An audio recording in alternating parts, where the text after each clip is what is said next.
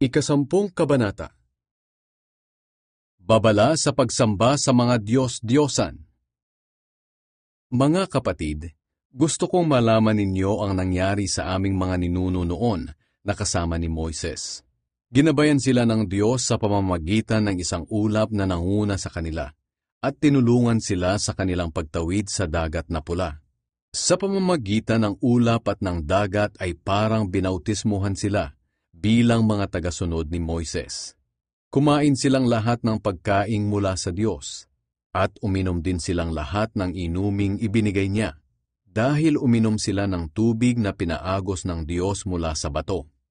Ang batong iyon na sumama sa kanila ay walang iba kundi si Kristo. Ngunit sa kabila nito, karamihan sa kanila ay gumawa ng hindi kalugod-lugod sa Diyos, at dahil dito, nangalat ang kanilang mga bangkay sa ilang. Ang mga nangyaring iyon sa kanila ay nagsisilbing aral sa atin para mabigyan tayo ng babala, upang hindi tayo maghangad ng masasamang bagay tulad ng ginawa nila. Huwag kayong sumamba sa mga Diyos-Diyosan, tulad ng ginawa ng iba sa kanila.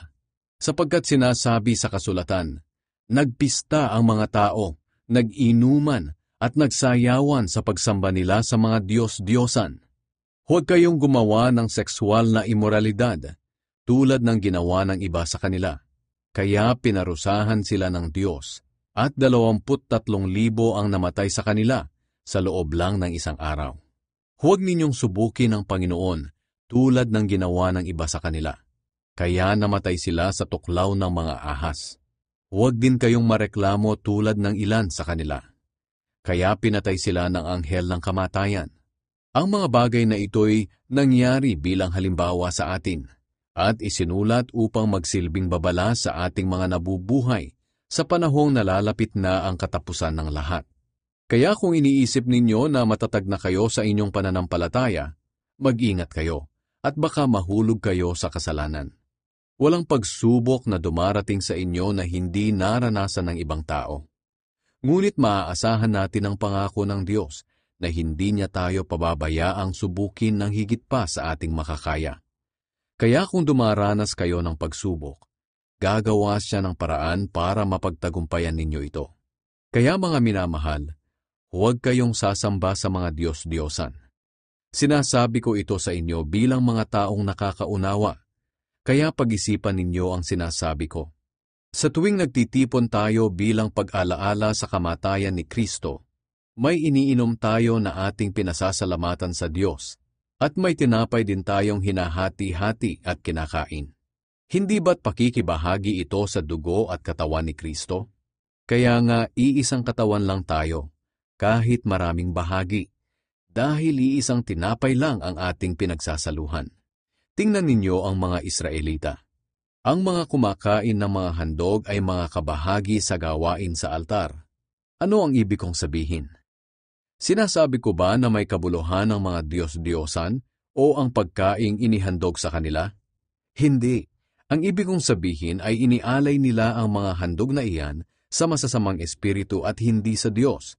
Ayaw ko maging kabahagi kayo ng masasamang espiritu. Hindi tayo maaaring makiinom sa baso ng Panginoon at sa baso ng masasamang espiritu. At hindi rin tayo maaaring makisalo sa hapag ng Panginoon at sa hapag ng masasamang espiritu.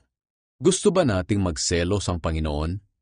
Mas makapangyarihan ba tayo kaysa sa Kanya? Maaari nating gawin ang kahit ano, pero hindi lahat ay nakakabuti o nakakatulong.